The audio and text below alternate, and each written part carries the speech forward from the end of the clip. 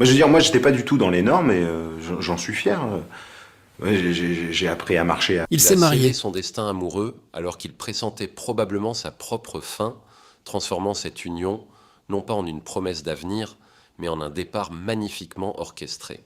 Le 15 mars 2026, la nouvelle s'abat sans un bruit, Bruno Salomon disparaît prématurément à l'âge de 55 ans. Pour la foule, c'est l'adieu à un visage amical, une figure de l'écran sobre et apaisante qui faisait partie du décor quotidien sans jamais faire de vagues inutiles.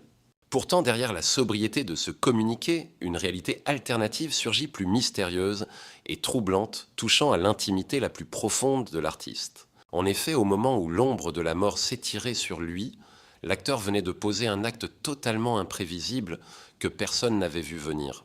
Il avait franchi le pas de l'engagement sacré loin des caméras indiscrètes et des paillettes fuyant le simulacre des mondanités habituelles du milieu. Cela s'est orchestré dans la plus stricte confidentialité, tel un secret précieux partagé uniquement entre lui et sa compagne de toujours Audrey. Audrey, une identité presque inconnue du grand monde, une femme restée dans les coulisses de sa vie médiatique durant toutes ces années. Elle ne figurait jamais dans les colonnes des magazines, ni aux avant-premières de prestige, demeurant volontairement absente de la chronique ordinaire de cet homme célèbre. C'est pourtant elle qui occupait le rôle le plus crucial lors des ultimes chapitres de son parcours terrestre et de son combat personnel. Cette union n'avait rien d'une impulsion irréfléchie, ni d'un geste de détresse provoqué par l'angoisse soudaine de la fin imminente. Au dire de ses confidents, c'était le point d'orgue d'une relation ancienne, une complicité bâtie sur la durée et la profondeur des sentiments mutuels. Un attachement mûri, à l'abri des rumeurs pareilles à une demeure protectrice dont on ne vante pas la beauté, mais où l'on trouve refuge. Mais alors, quel était le sens de ce timing? Pourquoi avoir choisi de sceller officiellement cet attachement, précisément à cet instant précis? Pourquoi avoir patienté durant tant de temps pour finalement précipiter les choses? Cette décision dégage un parfum d'urgence qui ne laisse personne indifférente. Cela soulève une multitude de questions comme si le calendrier de son existence s'était contracté, imposant des priorités dont nous ignorions alors l'existence. Car sous le voile de cette cérémonie secrète, une vérité bien plus sombre commençait à se profiler doucement dans l'esprit de ses proches. Un combat personnel que le comédien avait toujours mis un point d'honneur à dissimuler derrière un rideau de discrétion absolue et de pudeur. Les communiqués évoquant pudiquement une pathologie de longue durée, une expression administrative qui masque une souffrance physique bien réelle et cruelle. C'est une tournure de phrase aseptisée, mais à mesure que les heures passent, les langues des initiés commencent enfin à se délier. On murmure le mot cancer, un fléau combattu, jadis revenu cette fois, avec une férocité et une détermination sans appel. Soudain, tout devient clair. L'échange des vœux, ce mutisme constant et cette pudeur extrême révèlent aujourd'hui la portée symbolique immense de son ultime volonté de départ. Cet acte si banal pour le commun des mortels revêtait en réalité une dimension sacrée et une gravité exceptionnelle face à l'inéluctable. On dirait que Bruno Salomon tenait à graver ce lien indéfectible avant le grand saut pour prouver que cet amour constituait son ancrage véritable. Le plus déchirant reste sans doute que cette vie conjugale officielle n'aura duré qu'un souffle fauché par le destin immédiatement après la cérémonie. Ce mariage n'aura connu ni l'érosion des ans, ni l'usure du quotidien restant figé pour l'éternité, dans une sorte de grâce temporelle suspendue. Un bonheur enfin légitimé mais brisé net, nous rappelant cruellement la fragilité d'une joie qui venait à peine d'être reconnue par la loi. Mais qui était véritablement cette Audrey, cette femme restée dans l'ombre durant toute la carrière de l'acteur? Comment a-t-elle puisé la force nécessaire pour accompagner son mari vers l'issue finale, quelques jours seulement après avoir reçu son nom de famille? Tandis que la France souriait encore de ses facéties à l'écran, l'acteur livrait une lutte acharnée dont personne ne pouvait soupçonner la violence. Il existe des pathologies qui éclatent avec fracas et d'autres qui avancent masquées comme un crépuscule qui s'installe sans jamais faire de bruit.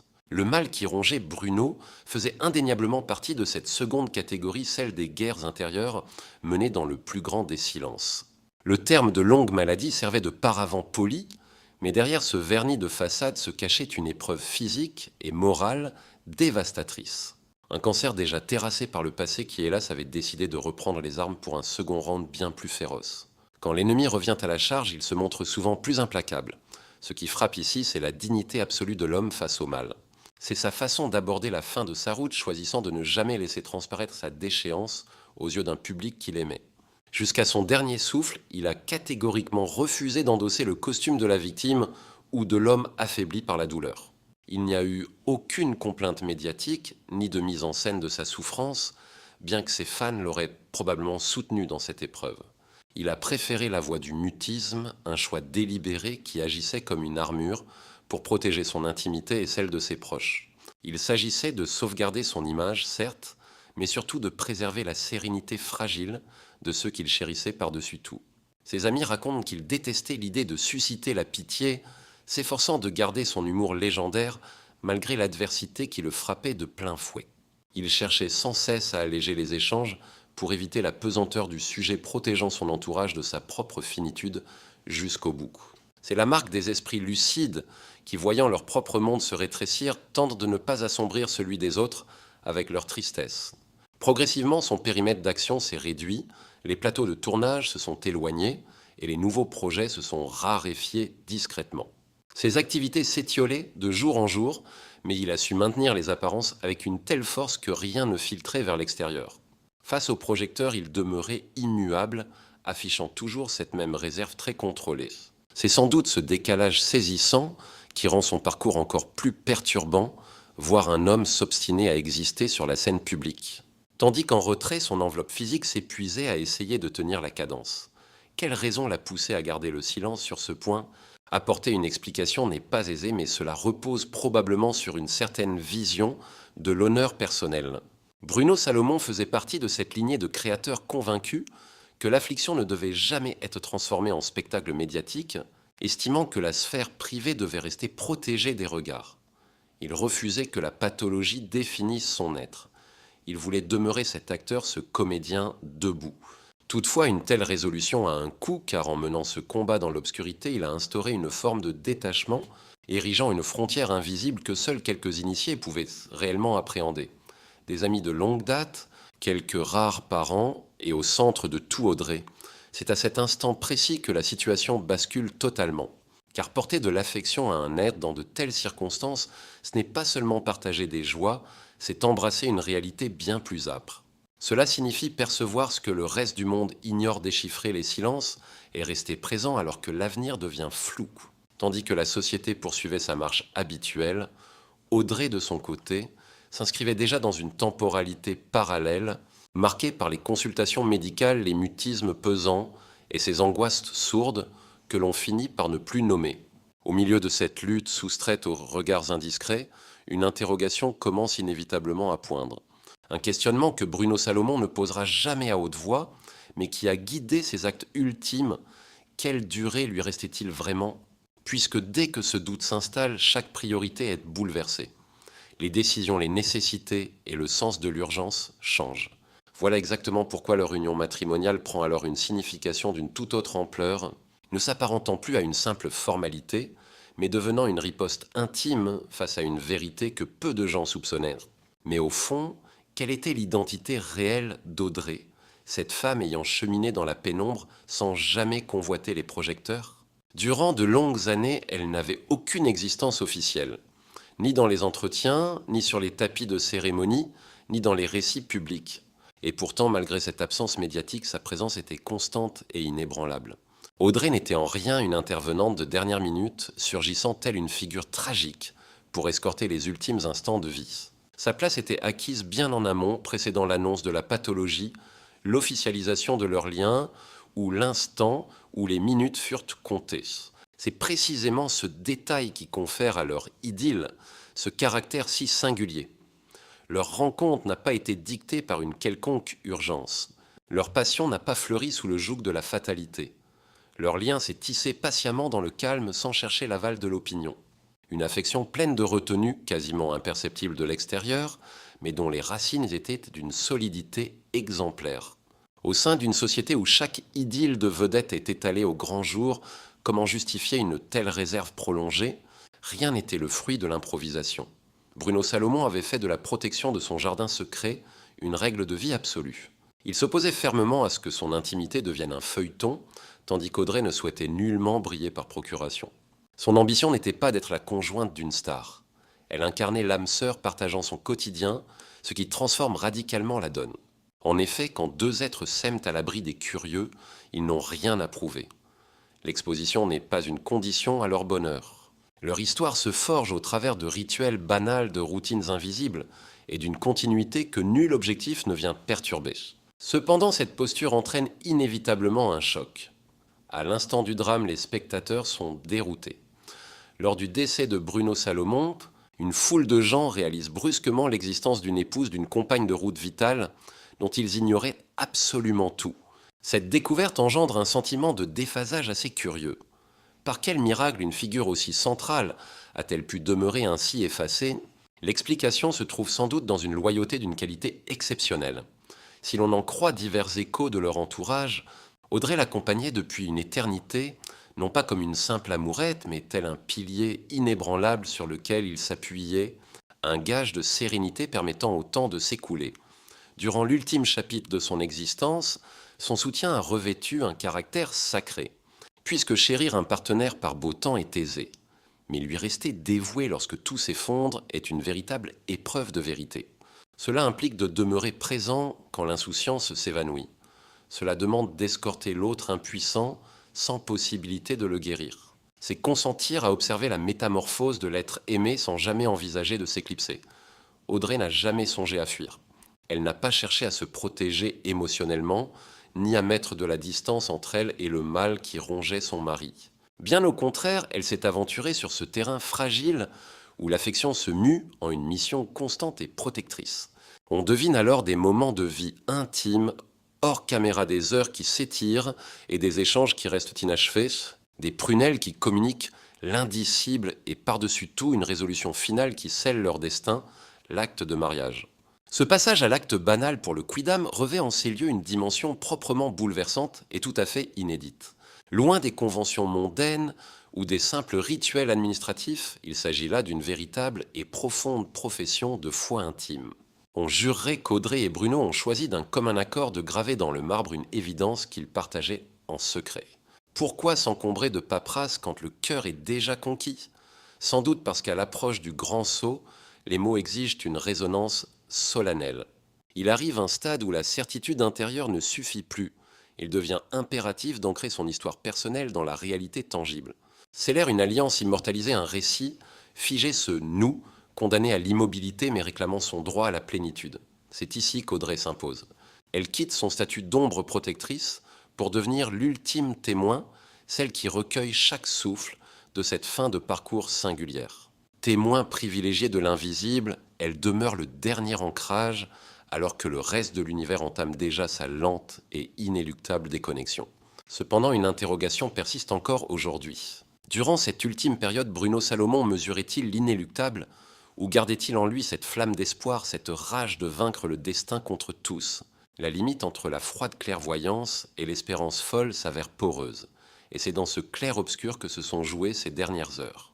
Quand réalise-t-on vraiment que le rideau va tomber? Ce choc n'est quasiment jamais le fruit d'un coup de tonnerre soudain et violent. C'est plutôt une sorte de basculement sourd, un dérapage infime de la routine vers une précarité de l'être de plus en plus palpable. Au cours de son dernier semestre, Bruno Salomon s'est bien gardé de toute déclaration funeste. Aucune sentence irrévocable n'a jamais franchi ses lèvres. Il n'a point tenté de mettre en scène son départ, refusant de faire de son agonie un récit public ou un feuilleton médiatique. Pourtant, divers indices suggèrent qu'au plus profond de son âme fatiguée, une sourde conscience s'enracinait une vérité qu'il se refusait à verbaliser, mais qui vibrait en lui avec une force tranquille et absolue. Il s'obstinait à œuvrer à habiter sa fonction avec cette pudeur légendaire qui fut sa marque de fabrique. Jusqu'en 2024 puis 2025, il s'impliquait dans de nouveaux chantiers, comme si ce labeur effréné servait de rempart pour ne pas abdiquer face aux diktats de sa propre physiologie. Loin d'être un aveuglement puéril ou un déni total des faits médicaux, c'était sa stratégie propre. Une manière de rester debout pour conserver un semblant de maîtrise alors que le contrôle lui glissait entre les doigts de façon inexorable. On touche là au cœur de la condition humaine cet alliage singulier de bravoure et de refus, de voir la réalité en face, Ce balancement incessant entre le constat du déclin et la nécessité vitale de penser que la partie n'était pas encore totalement perdue d'avance. Admettre le grand départ n'est jamais un déclic instantané, mais bien une lente et douloureuse progression psychologique vers l'acceptation finale. Par moments, la réalité s'impose avec une froideur glaciale. À d'autres instants, l'espérance renaît ténue, mais indispensable telle une bouffée d'oxygène salvatrice. Dans cet entre-deux, l'existence suit son cours. Son entourage décrit un individu d'une résilience psychique hors du commun resté digne face à l'adversité. Obsédé par l'idée de ne pas encombrer autrui de ses tourments, il se comportait en rempart bienveillant et protecteur jusqu'à son dernier souffle. Il maintenait un ton aérien dans ses conversations quotidiennes, s'efforçant de maintenir une façade de banalité protectrice pour rassurer ses fidèles visiteurs. Une normalité de façade car son univers intime basculait. En parallèle, son environnement quotidien subissait une métamorphose radicale et irréversible.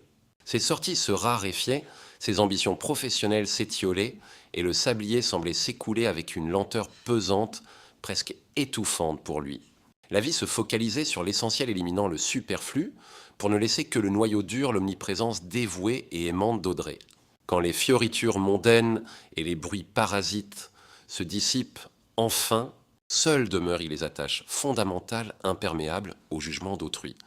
On devine ces ultimes journées dépouillées de tout artifice mélodramatique ou de mise en scène, des fragments de vie ordinaire, en apparence banale, mais porteurs d'une charge émotionnelle foudroyante et d'une gravité nouvelle pour le couple. Un simple breuvage savouré à deux sans qu'un mot ne soit prononcé, un dialogue qui s'éteint faute de nécessité, une yade qui remplace l'indicible. Là, les masques tombent, seul compte cette compagnie constante, loyale et discrète. Bruno Salomon s'est éteint au sein de son foyer, ce cocon intime où son quotidien s'était lentement articulé autour de son lourd combat médical. Point de mise en scène théâtrale ni d'éloignement artificiel, aucune cassure violente avec la réalité tangible de son existence passée. On n'y trouvait qu'un être diminué par l'épreuve et juste à son chevet, sa jeune épouse veillant sur lui sans relâche, sans fracas, sans démonstration inutile, ni bruit, mais avec une fidélité qui en dit long sur la force de leur attachement. Ce tableau se suffit à lui-même pour dépeindre cette fin. Une sortie de scène sans phare en totale adéquation avec son tempérament. Pourtant, par-delà ce dépouillement, une interrogation nous taraude inévitablement et nous hante.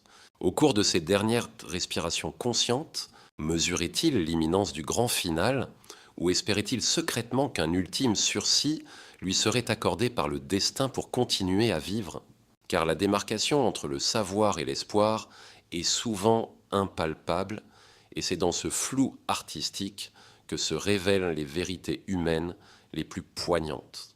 Pourtant, à l'instant même où le calme semble revenir et que l'histoire trouve enfin son équilibre personnel, un grain de sable enraye soudainement le mécanisme de ce récit.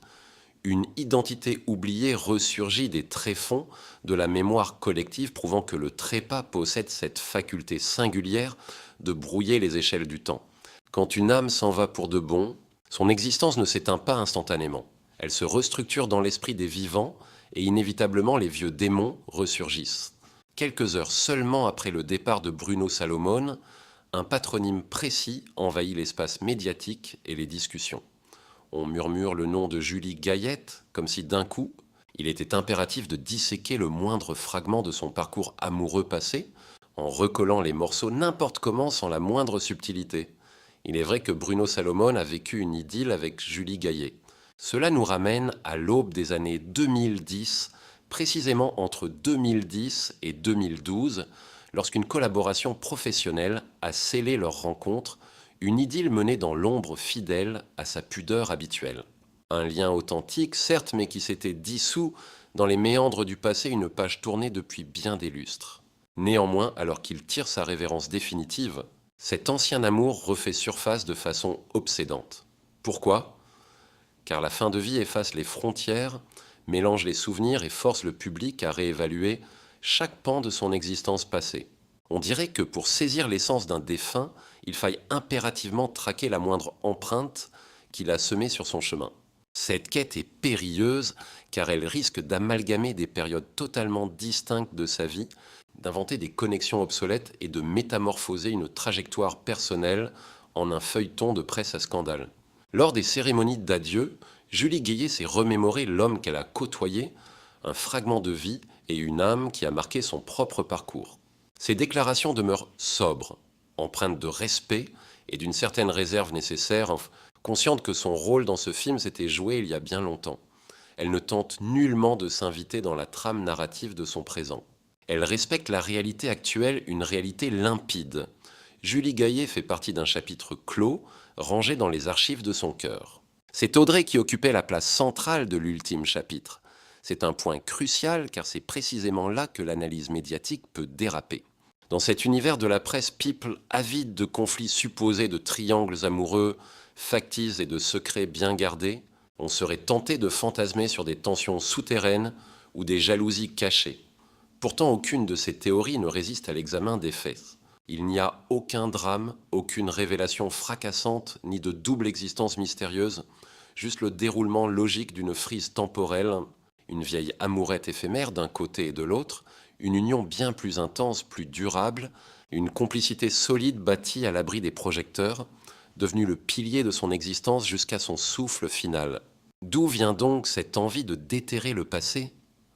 C'est sans doute parce que le deuil creuse un gouffre que l'on cherche désespérément à remplir avec des bribes de souvenirs, des réminiscences et des portraits d'autrefois, des récits d'antan qui réapparaissent car ils sont documentés contrairement à son présent qui demeurait secret. Car Audrey, elle a toujours cultivé l'anonymat. Devant ce silence informationnel, le public se réfugie machinalement dans ce qu'il maîtrise déjà ses anciennes amours célèbres. C'est un réflexe quasi automatique qui témoigne pourtant d'un sentiment plus complexe, ce refus d'admettre qu'un amour fondamental ait pu s'épanouir loin des caméras sans être étalé sur la place publique. Le malaise vient peut-être de là non pas des révélations, mais de tout ce mystère qui nous a échappé pendant des années. Tandis que les vieux souvenirs remontent à la surface, une vérité bien plus feutrée se dessine, une passion vibrante, un amour tout neuf, à peine officialisé, et déjà brisé par le sort. C'est sur ce lien-là que nous devons désormais nous concentrer. Il y a des idylles qui s'essoufflent avec le temps, et d'autres qui sont fauchées en plein vol juste au moment où l'harmonie parfaite était atteinte. Le lien unissant Bruno Salomon et Audrey s'inscrit dans cette tragédie brutale, ce qui rend leur séparation si déchirante pour l'entourage. Leur union sacrée n'a pas connu de déclin. Elle n'a été corrodée ni par l'usure des jours, ni par les querelles domestiques. Elle a simplement été stoppée net, de manière violente, sans aucun préavis, comme si le sort avait voulu figer leur bonheur à l'instant précis où il atteignait son apogée. Audrey ne s'est pas seulement retrouvée face au vide laissé par l'absence de son compagnon de vie. Elle a endossé le statut de veuve quasiment au moment où elle embrassait celui d'épouse, une dualité cruelle et indescriptible.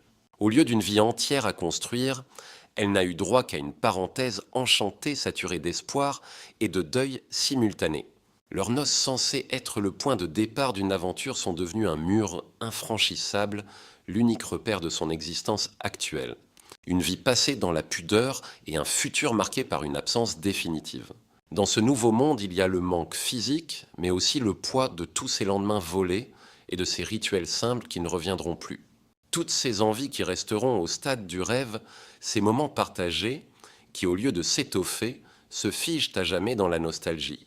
Tout l'univers domestique bascule subitement les objets, perdent leur âme et le calme environnant acquiert une épaisseur inédite, quasiment physique. Il s'agit d'un tourment muet qui s'installe car il ne laisse aucune place à la moindre consolation ou une possible guérison. L'aspect singulier de ce récit réside dans le fait qu'il n'a jamais été élaboré pour attirer les regards indiscrets du public. Audrey n'a jamais appartenu au milieu médiatique.